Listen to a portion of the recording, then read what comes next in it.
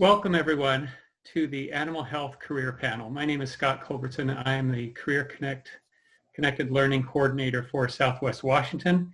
And this is our third in a series of 7 panels. This one on animal health, as I mentioned, and we are very, very excited to have a really excellent panel for you today, ranging from all aspects actually of animal care.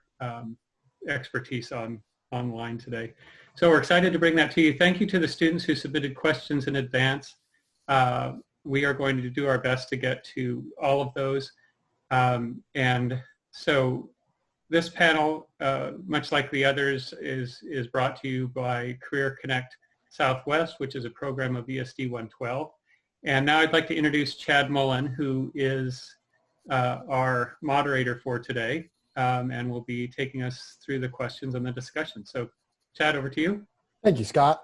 My name is Chad Mullen. I'll be hosting today, and I'd like to start with a few minutes to have each of our panelists introduce themselves with their name, position, employer, and maybe a bit about yourself as a person. Ava, I'd like to start with you. Ava, would you start us off? Yeah. So my name's Ava Bartley. I'm a licensed veterinary technician in Washington State. I've been employed by Banfield Pet Hospital in a variety of different roles since 2012. Currently, I am a member of the student programs team at Banfield, and I work with vet tech students and help them coordinate externships and help with campus outreach. Great, thank you. Cameron, would you go next? Yeah, I'm Cameron. I just wrapped up my 2nd year at Texas A&M University, so I'm just starting my 3rd year of vet school. I did my undergrad and my master's at A&M, and I'm really excited to talk to you all about veterinary medicine. Awesome. Thanks for being here, Cameron. Dr. Vance, would you tell us about yourself? Yeah, my name is Tyler Vance. I am a veterinarian, and my wife, who's also a veterinarian, and I own Summit Animal Hospital in Camas, and we have owned this practice for about 5 years, and been a veterinarian for about 10. Awesome. Thank you. Emily, will you tell us about yourself? Hi, my name is Emily Lewis. I'm the senior staff attorney for the criminal justice program at the Animal Legal Defense Fund. I went to law school in Vermont, but I'm from Chicago originally, and I'm looking forward to talking to you about what I do in this position and the variety of different career paths you can take in animal health. Thank you. We're looking forward to that too. Thank you, Emily. Hannah? Hi everyone, my name is Hannah Brous, and I grew up on a farm and have just always loved working with animals, and so I had the opportunity to go to Oregon State University and receive an undergraduate degree in animal science, but I found that I really enjoyed teaching other people about animals. So currently I work for Washington State University, and I'm a professor in agriculture and natural resources, and I get to do a lot of education around farm and livestock animals in that position. Great. Thank you for being here. Thank you all for being here. Really excited to have such a diverse panel with so many different fields represented today relating to animal health, animal well-being. So I have a question for all of our panelists to start off. And again, Ava, we'll start with you. This first question is, remind us of your job title and tell us what types of things that you do on a daily basis in your job. Well, as a veterinary technician, my background is primarily small animal surgical nursing and anesthesia. So when I'm in the clinic, I'm working with the veterinarian who's on surgery that day to help prep patients and make sure that they're all ready to go for their procedures. So drawing blood, getting their lab work done, placing an IV catheter, and then when the doctor has cleared them for their surgery, I go ahead and administer the anesthesia and assist with their whole stay in the hospital. So that's pretty much my day in a nutshell. Very interesting. Cameron, how about you? I'm the veterinary student, and so my day is a lot of school and a lot of studying. We just finished finals a couple weeks ago, so we're sort of going into our summer internships and clinical experiences. So I'm shadowing at a clinic right now and just kind of following the vet around to see what they do all day. But during the semester, it's mostly just school and studying. Have there been any classes that have been kind of stand out from the others for you? Oh yeah, so this semester we started our surgery course, which was really cool, and anesthesia as well. Those were both really fun classes. Wow. putting your Yeah. hands on animals. Yeah. Very cool. Dr. Vance, what's your day like? Pretty variable. Anything from vaccinations to surgery to annual wellness exams. At this point, because of COVID-19, we're really doing mainly urgent appointments and emergency type of exams. So it's not so much on the wellness. We see a lot of puppies and kittens still because it's important to get their vaccine started when they're very young. So I would say right now it's a good mix of puppies and kittens and then emergency cases. Oh, thank you. Emily, what is your day like? As an attorney in the criminal justice program for the Animal Legal Defense Fund, my day is also pretty diverse and changes every day, which I like about it. But primarily I am assisting law enforcement and prosecutors in assessing the criminal cases that they have as they pertain to animals and looking at the evidence that they have produced in their investigation to decide whether criminal charges and prosecution are viable. I also train veterinarians on recognizing and reporting animal cruelty, and I assess the laws nationwide to see how they can be improved to protect animals. Thank you. Hannah, how about you? Absolutely. Well, as a professor for Washington State University in a extension-based position, I often am helping to solve the local problems that come up. So sometimes that might mean being proactive and hosting a class. So for example, right now, a lot of people are interested in getting chickens, and they might be the first time they've ever owned chickens. And of course, there's chickens that are best for laying eggs, and there's chickens that are best for producing meat, and helping people to understand what breeds might be right for them and how to make sure that we're caring for them appropriately through all the stages of their life or whatever their goal might be. And then I get a lot of phone calls and a lot of emails from people. It could be from a cattle rancher or a horse owner or somebody who's brand new to, they just bought some property and they're excited to buy some goats, and how many can they have, and which ones would be best. And so just helping people solve whatever questions they might have, and that varies every single day. Awesome, thank you. You all seem very passionate about your fields and the way that you, the work that you do. A question for Hannah and Emily, and then any others that would like to jump in as well. Hannah, we'll start with you. I wonder what makes you passionate about your field? What brought you to this kind of work, and what keeps you going? Yeah, well, I actually got to go to Oregon State University when I was in the 4th grade, and we toured, as part of my 4-H club, we toured around all of the animal science buildings on campus, and I could not believe that you could go to college and study animal science. Like, that was the coolest thing. I had no idea that you could do that, and from that time on, I knew that that's where I wanted to go, and that's what I wanted to study. And then I learned a lot about the different options. There's a lot of things that you could do with an animal science degree. And so even though I had grown up on a farm, I was really passionate about learning about all the different kinds of livestock and how they're produced and how they're raised and how we keep them safe and healthy while we, are their care providers. And then I just discovered that I really enjoyed teaching other people about that. So that education was a way where I could combine my passion around livestock and animal science, and also my love for helping people to pursue their passions. So when people come to me and ask me to help them solve problems, sometimes they might have a business that's related to animals, and if I can help them, they're going to be more profitable, their business is going to be more successful, and then also their animals are going to be happier and healthier, and it just feels like a real win for me. Right on. Thank you. Emily, how about you? I was also passionate about animals at a very young age, and I went to college at the University of Portland, graduated with a degree in political science, and I wasn't sure what I was going to do with that degree. It was just a subject I enjoyed learning about, and I volunteered at the Animal Legal Defense Fund right out of college, and that's where I realized that I could have a very big impact on a huge number of animals if I were to go to law school and use that degree on behalf of animals.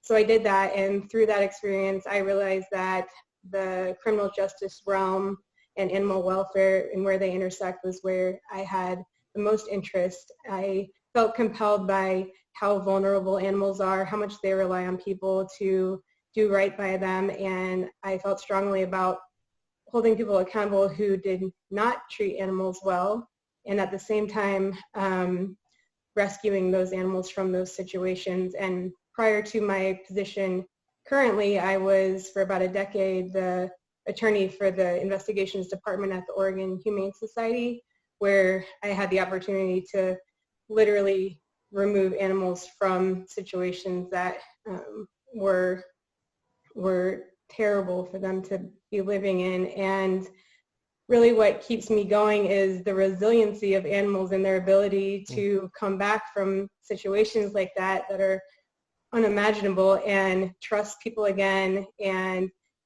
be put in new homes and have this second chance at life. I think there's a lot we can learn from that, and it gives me the drive to keep doing the work even though some days are hard, just learning about that kind of those situations. Yeah. Emily, if I could ask a follow-up question. You mentioned that out of college, you had a volunteer experience that started you off down this path or continued on this path. Can you tell us more about that? I wonder if our students would want to know how sometimes volunteer opportunities can turn into career opportunities. Yes, in fact, all of my jobs that I've had started out as a volunteer experience.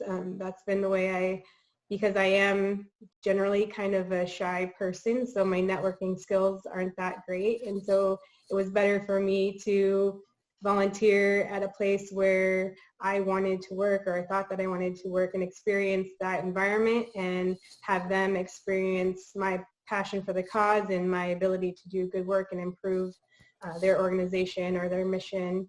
And so I've done that a couple of times in my career, and I think it's a great way to both figure out if that is what you want to do and make the connections that you need to make in order to move forward in that field. Anyone else on the panel have an experience with volunteerism and how that has turned into career options or a chance for you to explore the career a little more? Yeah, I had the opportunity to volunteer at my local Humane Society in Vancouver, Washington as a high school student, and that really kind of ignited my passion for not only shelter medicine, but just for veterinary medicine in general. And to Emily's point, just the resiliency of animals and the love that they can share even when they've come from really, traumatic situations was so inspiring to me. Watching animals come in that had, been rescued from a hoarding situation or something that was just very horrible for them, and then watch them be rehabilitated by the shelter staff and then be adopted into loving homes was just one of the most beautiful things I can imagine. And after my volunteer experience, I actually was able to go and get my vet tech schooling completed, and then after I got licensed, I came back and did some anesthesia for their surgical clinic in the same shelter. So it was a very cool experience, two different roles. Wow. Great, thank you. Our next student question, and I'll start this question with for Cameron and Dr. Vance. Question is, what is or was the most difficult course you had to take to get your job or to work toward your job in Cameron's case as a veterinarian? What is or was the most difficult academic course you've taken? Cameron, can we start with you? Absolutely. So I can say hands down, without a doubt, it was large animal anatomy. That was a really, really hard class for me. Just because you work in small animal anatomy, you really only work with one species, which is the dog, and a little bit of cat thrown in.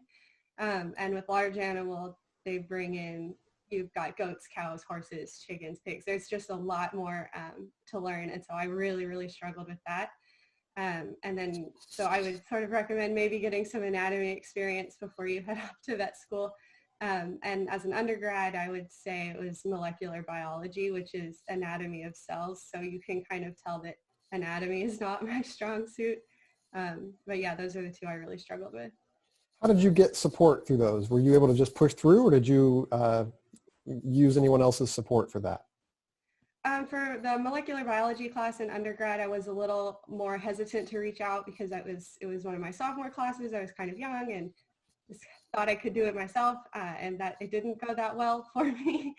So when I started struggling with large animal anatomy, I reached out to friends who were very, very strong in anatomy, had a lot of experience with it, and professors are honestly a really good resource. All your teachers, they teach because they love it, so they're there to help you.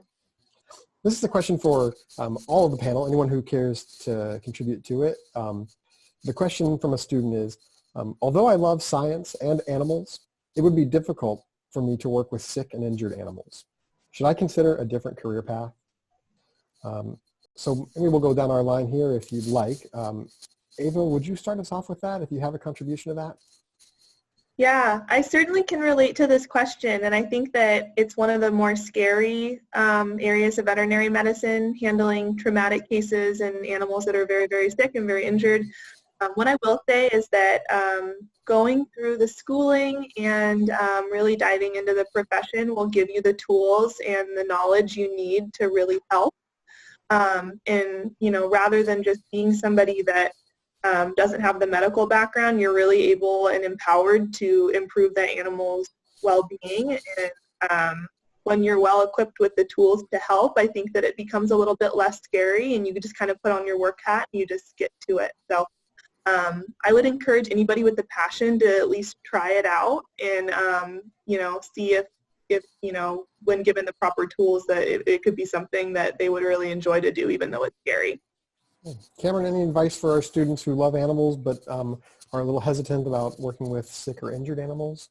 Yeah, I think Ava made a lot of really good points. It can be really hard to see an animal that is suffering and not know what to do about it. And when you go to vet school or you go to vet tech school, they teach you what to do about it. And so for me, it's really gratifying to use those tools to take an animal that's in a really bad situation, that is hurting or that is sick, and then to help them get better and to watch their progress as they improve, and know that excuse me, that your education and your schooling is the reason that this animal is getting better. Dr. Vance, any contributions to that question?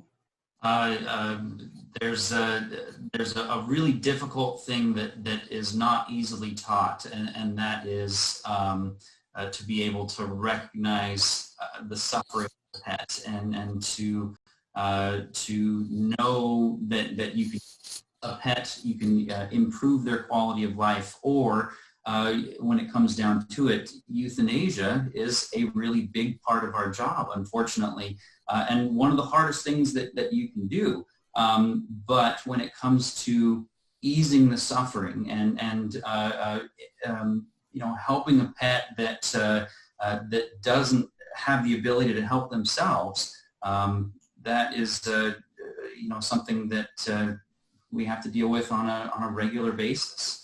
Dr. Vance, will you define euthanasia for our viewers?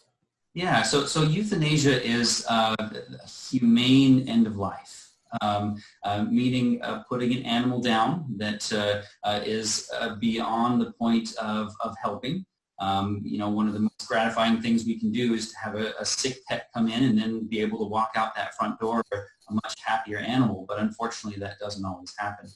And so euthanasia is allowing that pet to pass to ease its suffering. And sometimes that's the best option for it, unfortunately. Emily, any thoughts on the question of someone who likes animals and has compassion for animals but might be challenged by sick or injured animals? I think everyone on the panel gave really good answers to this question. The only thing I would add is that working in this field, I think everyone is very passionate about animals, and you also have to be aware of your own self-care so that you can continue doing that good work. And something in the industry, it's called compassion fatigue, where you are putting all of yourself into caring for these suffering animals, and it is affecting you emotionally and mentally. So part of choosing a career path in this realm is taking care of yourself so that you can continue to stay mentally healthy and do the good work that you're doing. Thank you. Hannah? Yeah, I think I would just, remind people who love animals but aren't quite sure, are exploring career options and aren't quite sure if being around, such sick animals that need such extreme care and are suffering, if you felt like that wasn't for you, I think what I'd remind them is that there's other career opportunities where, you could have some formal training in animal science, and you could put, that passion into other careers. You could be a nutritionist who comes up with, the perfect, formulated rations to feed livestock or to feed 2 dogs. Like, you wouldn't necessarily, you could do a lot of really good things for animals without actually having to work with animals that are sick on a regular basis. And I would also, in addition to other career opportunities in animal science, you can be somebody who loves animals for the rest of your life, and you could have a job that's completely unrelated to animal science if you wanted to. Most people who own cats and dogs and other livestock, many of them, that's not how they make their living, but they still get to enjoy the benefits of having their own animals for the rest of their life. So just an opportunity to always be involved with animals your whole life long. And then also considering that there's other ways to be able to be involved in animal science or with animal health where maybe you aren't working day to day with sick animals.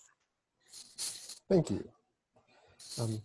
Dr. Vance, we have a question from a student about your kind of work. So the question is it true that many vets are also entrepreneurs? And if so, how did you gain business skills?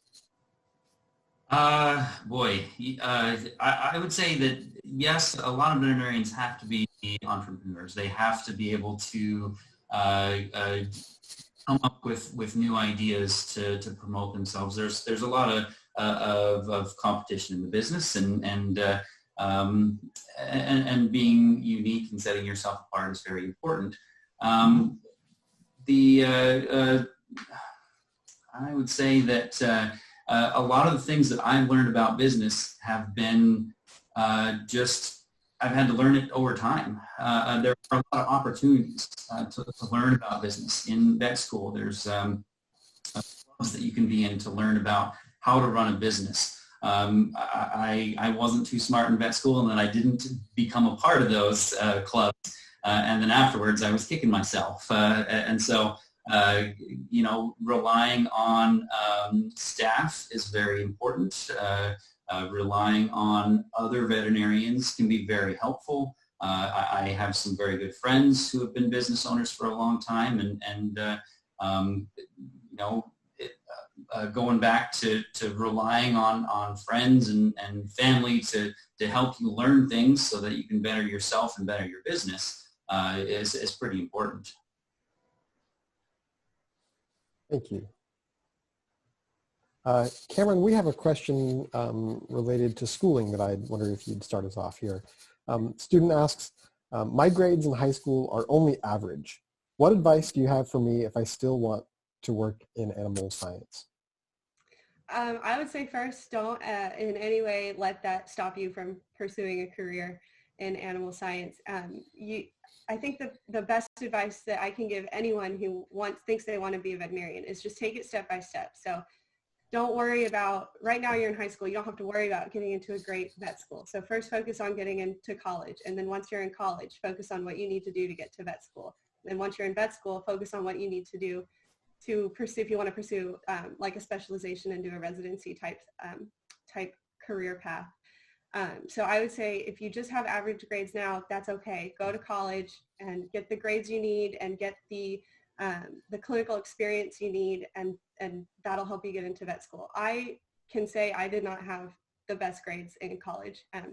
My GPA was on the low end of the average for vet school, but I had way above the average for clinic hours. And that just means hours that you've worked in a vet clinic, either as a tech or that you have shadowed a veterinarian, and it's really easy to get those hours. For me, I just reached out to about 6 clinics that were around my house, and they all were totally helpful. They love to work with students, and they said, absolutely, come get your clinic hours. Well, they helped me a lot, and I think that gave me an edge over my grades to get into vet school. Would anyone else like to contribute to that question? Yeah, I totally echo what Cameron said. I work with a lot of vet tech schools, and I get a lot of feedback from them regarding their admission requirements, and across the board they really value clinical experience, and they want students to come in that are really familiar with the industry and know what they're getting into. Veterinary medicine is just so diverse in what you're seeing every day. It's not just playing with puppies and kittens, although we do get to do that. There's a lot more to it, and we deal with people constantly, and there's so many different areas in which we have to be really proficient, and there's just so many different things that you get exposed to when you're doing those clinical hours that make you a really viable candidate. So certainly call around, get your foot in the door whenever you can. Get into the door with an emergency clinic, with a shelter if you can. Really get a diverse background going into it so they know that you're a really well-rounded and well-informed candidate. Thank you. I have a question from a student for Emily and Hannah. And Emily, we'll start with you here. The student's question is, what is one skill that you developed in your career that you didn't expect to learn? I think there are so many over the course of my career, but I think an important one was how to be an effective writer and communicator generally. I think that, I've always enjoyed reading and enjoyed school, but I really worked hard on my writing skills, and that has been extremely helpful in every step of the way over the course of my career. Yeah, great. And Hannah, any thoughts on that question? Yeah, one thing that has surprised me, this is kind of the way that I'm interpreting the question, but one thing that's really surprised me is when it comes to animals, sometimes people don't do as much research as you might think they would before they want to dive right into maybe, already having purchased a farm. I've just bought 20 acres. Now what are the animals that I should put on there? Or knowing how many animals, a small piece of property might be able to support to keep the animals happy and healthy. I had somebody one time call me and said, I'm going to the auction and I'm buying dairy cows today. Anything special I should know? And I thought, whoa, do you know they have to be milked twice a day, every day? They did not. So, one of the things that has kind of surprised me is that, owning animals and working with livestock, it's so rewarding and it's such a wonderful experience that the more you can do on the front end to prepare yourself, to research, to learn about how to care for them properly and what those needs might look like, and also what the expenses might be. If you wanted to own a horse, knowing that, you're going to need to keep them up to date on their vaccinations, and how expensive is feed right now. And sometimes things happen in our industries that make feed, particularly expensive year to year. Or if you will need to get, shoes put on your horse, how expensive is that going to be? And just the idea that knowing as much as you can before you get yourself involved with animals or livestock for your own personal use, that's one of the things that's kind of surprised me, is that sometimes people's enthusiasm and excitement takes over, and where maybe they might be better off learning a little bit more and asking more questions and using their resources, like talking to their local veterinarian or other producers, or contacting their extension office to find some resources before they go ahead and purchase.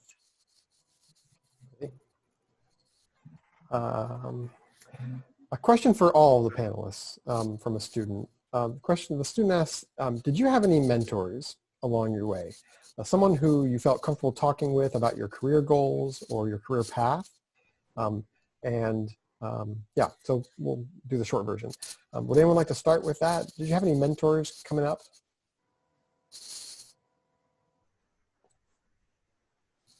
I can start. I've had a number of mentors, and I think if you discover someone that you really admire or want to emulate their career path, definitely invest the time in getting to know them, even if it's over coffee or something informal, and because that can make all the difference in your career, is knowing someone and having someone who's been through that career path and advising you on things that they learned with their hindsight or or just going forward who's going to support you in it and help you make the connections that you need to make, but that is very valuable. Great. Yeah, absolutely. I was lucky enough to get a job in a small animal clinic right out of high school, and I had the opportunity to work with small animal veterinarians during that time, and there were a couple in particular that were just so helpful and that really invested in my growth and development. And you know, by really learning about them and asking them questions, I was able to develop that bond with them, so that when the time came for them to write me a letter of recommendation or to give me really helpful advice about my schooling, they were there for me, and they were able to really be instrumental in my success. So definitely dig into the team that you're in. If you are fortunate enough to have a job in a clinic, really get to know your veterinarians, your credentialed technicians. They've been through it. They can help you. And a lot of people just really love to teach, and I think that, really asking the right questions can get you really far. I had a similar experience. I worked for a large animal veterinarian all through high school, and he was such a tremendous mentor for me. I learned so much about the idea that not only are you caring for these animals, but you're also running a business, and what it looks like in a rural area when you're the only large animal veterinarian, and those calls happen at all hours of the day and night, and it was just a really good experience for me. But part of that mentoring, when I started pursuing a degree in animal science, by the time I was a senior, that mentor and I sat down and we talked about all of my life goals, and together we actually were able, to come to the hard, sad conclusion that probably applying to vet school wasn't what I wanted most, and wasn't actually going to, be the thing that was going to get me where I most wanted to be. But I had that really established, solid relationship with somebody that if I had decided I wanted to apply, I would have had those hours that we were hearing about that are so important, and also those strong recommendations, and even ultimately deciding not to apply to vet school. That was something that my mentor and I, really talked and sorted through together. And so I think, developing those mentor relationships are so critical and so helpful as you're deciding, what career path might be best for you. Cameron or Dr. Vance, any additions to that, or have you served as a mentor? I have not served as a mentor, and that maybe a little bit for sort of the younger first-year students, but I had a mentor who worked at the clinic. I worked as a tech through undergrad, and there's a vet there who was just really awesome. And I think it started with just constantly following her around and borderline harassing her with all my questions. I was like, what are you doing now? What are you doing now? What are you doing now? And she eventually, you find the person who will take the time to explain what they're doing every 2 seconds to you, because they realize you're passionate about it. And I think that's the person that you want to sort of attach yourself to and stick with that person. And she ended up writing, she's written me rec letters all the way through my education. And even now, if I come across something confusing in class, I can text her and say, hey, Dr. Schwartz, I didn't quite understand this thing. And she'll she'll come right back and have an answer for me. And so that's been a really valuable resource. Cameron, what is a rec letter? A rec letter, so you have either like a professor or a veterinarian or someone that you've worked for will write you a letter of recommendation when you're applying to either like a graduate program or a veterinary program, and they basically recommend you as a candidate. They say you're awesome, that you're really passionate about veterinary medicine, and you want to go to vet school, and that you'll really add to their school. Probably pretty hard to get those rec letters if you're not volunteering in the field that you're hoping to go to school for. So, or whatever your after high school plans are. So a message to our students watching that, if you have volunteer requirements, if you have to do volunteer hours, really think of how you might use those purposefully, not just to check off that requirement for your graduation, but to check off the requirement for graduation and to make some important contacts along the way. Dr. Vance, anything? Require a rec letter from at least one veterinarian. So it's definitely something that's good to have in your back pocket. Interesting. Dr. Vance, anything to add to that? Mentorship? There was several people that stand out in helping me kind of attain my goals, and one of them was my dad. I mean, he was a small animal veterinarian, and so I got to just learn so much from him. I remember when I was really young, going out late at night to help deliver some baby goats and help pull porcupine quills out of a dog that tried to get into a fight with one, and so he was able to really help me decide what I wanted to do and kind of help me find what worked best for me in terms of shooting for that goal.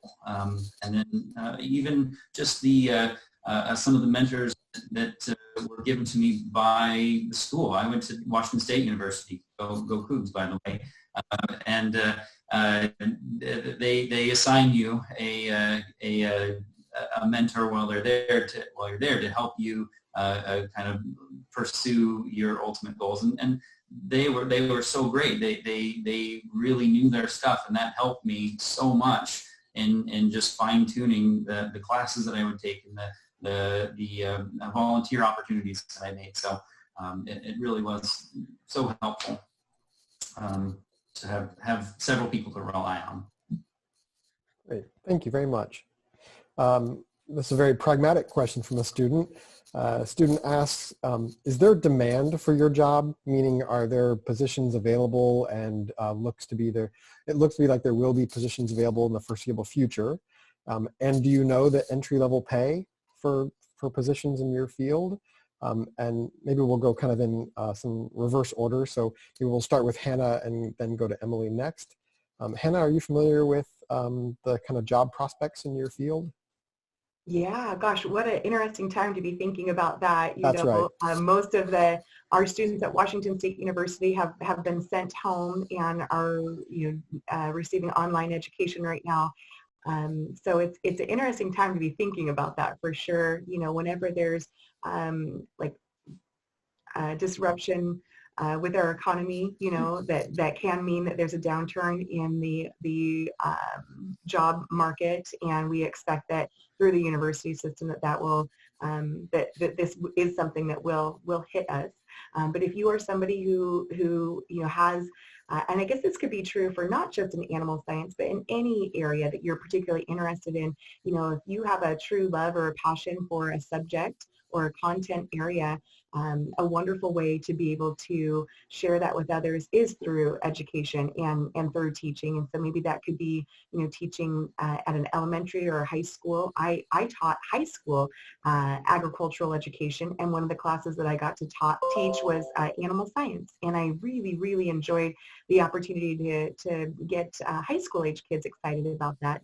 Not every school has agricultural education programs, but then, moving on into a private sector positions, I also was able to teach by hosting big symposiums and programs around the ideas around agriculture, and often like maybe even a cattle symposium in Montana, things like that. So a student, if they're interested in a certain field, animal health or otherwise, could just do an internet search for the job title and wages and find out. And that's really important. That's something that I didn't always think was the most important thing. And it's not, to me, continues to not be the most important thing. But if you think about, what your personal goals are, and what would it take, what kind of a salary range would you need to make to be able to have the life that you want, that, those are things that you can look at before you even begin to pursue. So I think the idea of, is there good job availability? How much might I make, and would that help me to reach all my personal goals? And also, how much debt might I take on? How much does it cost to get through veterinary school, for example? Those things might be well worth looking into, and those are things that, that through some pretty easy searches, you can come up with some good figures and some information about that. Thank you. Emily, any sense of the job prospects in your field? Well, animal law is definitely a very specific niche, but I believe that it's growing more and more every year. There's a lot of different career paths you can take in the field of animal law. even within the organization that I work for, we have a civil litigation department and as well as a legislative department. So there's lobbying. You can do a district attorney position that's prosecuting people who mistreat animals. You can, I know of lawyers who are the executive directors of large animal shelters and small animal shelters. There's a lot of different ways that you can go with a law degree, and even bringing together two fields that you have an interest in as well. So not just specializing in animal law, it really opens a broad spectrum of things you can do with a law practice. You can do estate planning for animals. There's custody disputes and divorces with animals. So there's a lot of different, you can go into family law and still do animal law work. So I think you just have to really be creative and persistent. Thank you. Dr. Vance, do you have any sense of the job outlook for veterinarians? Right now, there's a huge demand for veterinarians. I've been looking for an associate for a long time, and everybody's looking for one too. And it really depends on the type of practice you do. There's just an enormous demand for large animal veterinarians in rural areas. And there's such a demand that there's a lot of, I can't remember if there's state or federal programs that will help pay your student debt down just to practice in certain areas of certain states. And so that's how much they want veterinarians. They're saying, please, we'll pay you extra money to be here. Come practice in this area. So yeah, right now there's just a big demand for veterinarians of all types, a small animal, which are companion animal like dogs, cats, exotics, as well as large animal or equine, bovine, horses and cows, llamas and alpacas and everything in between. So absolutely big demand right now. Cameron, would you add to that any knowledge of the career you're headed into? Yeah, I would add to that. I mean, I definitely agree with it. The demand is so high that they're adding a whole other vet school in Texas pretty soon. So we really need vets. The school they're putting in, it's going to be at Texas Tech University, which is sort of up north, and it's kind of in a rural area. So they're really looking for those rural vets and the food animal and the large animal type veterinarians, but obviously the small animal as well. Interesting. And Ava, how about you? Yeah, so I'm super passionate about this question. Although I am a licensed technician, I hold a position in talent acquisition for the company I work for. So I work very closely with veterinary technician recruiters. The unemployment rate for a veterinarian is less than 1% right now. And that is to speak volumes to the need we have for veterinarians across the board and credentialed technicians as well. The particular practice I work for would like to have 3 credentialed technicians per veterinarian, and right now we have 0.4. So we need you. So if you're thinking about pursuing a career in veterinary technology or veterinary nursing, the need is there, and these professionals are just in such high demand. And to Dr. Vance's point, there are a lot of incentives out there for debt relief and for sign-on, and a lot of companies are really putting forth some really powerful incentives to get these credentialed folks. So the need is there. We need you guys. Ava, would you care to say who your employer is? Yeah, I work for Banfield Pet Hospital. And I do remember in the beginning of your question you did inquire about the starting rate for a veterinary technician, and I do think that that's important information to know. The hourly wage, typically it is hourly for technicians, much like nurses on the human side.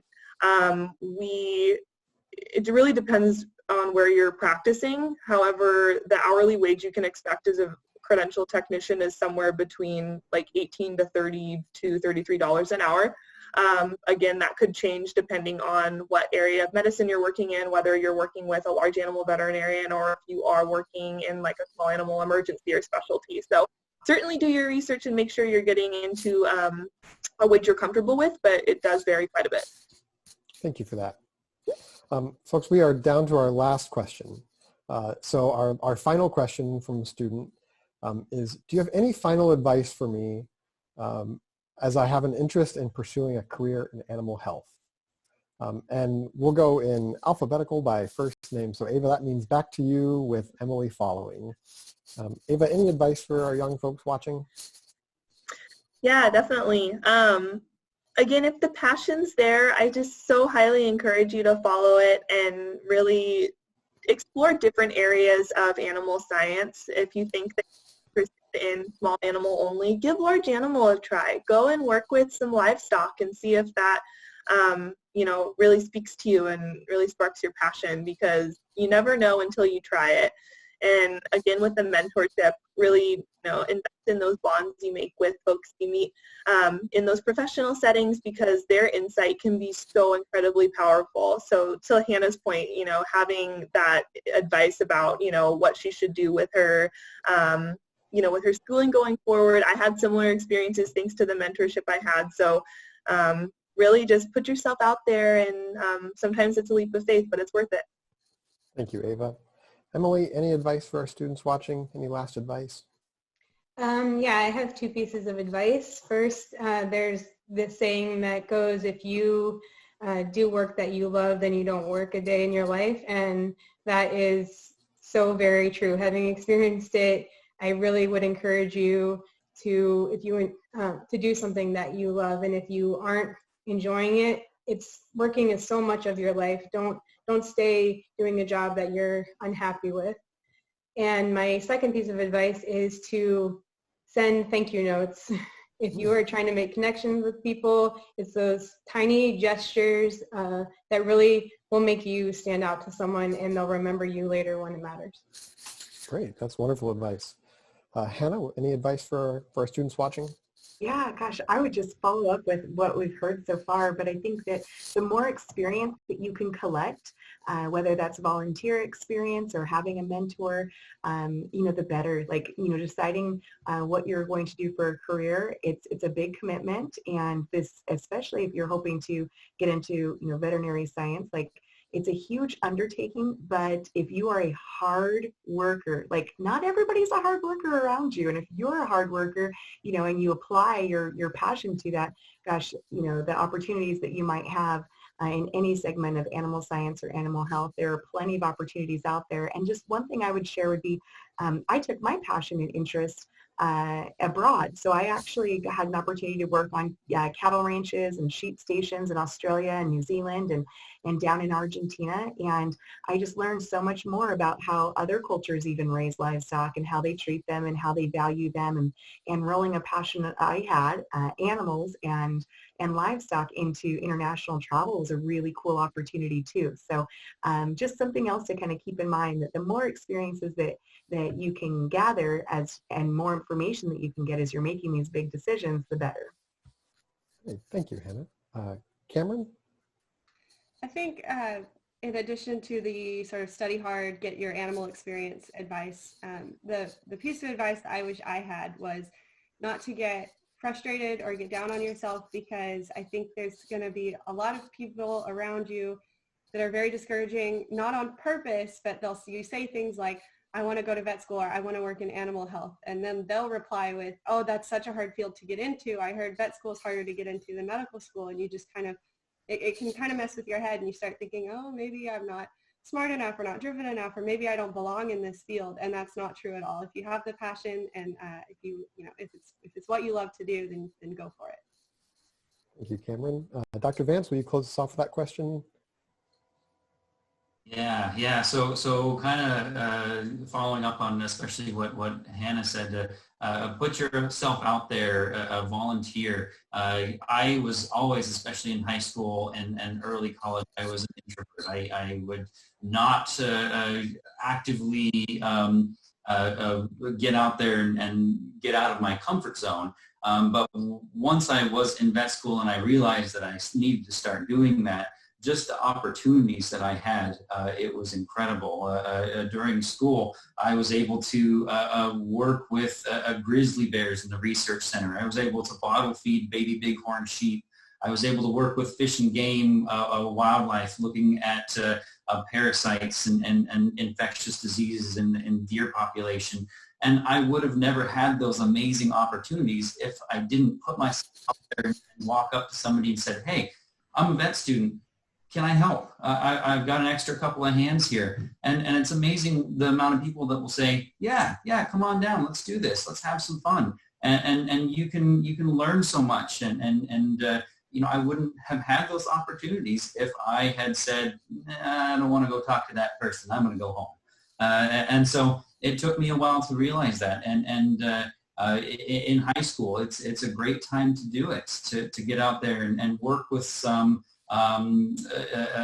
humane societies, or work with some rescue groups. There's a lot of great groups out there that need some extra hands. And so get out there and put yourself out there, and not only do you get the hours and the experience, but you get some great memories, and you do a lot of good.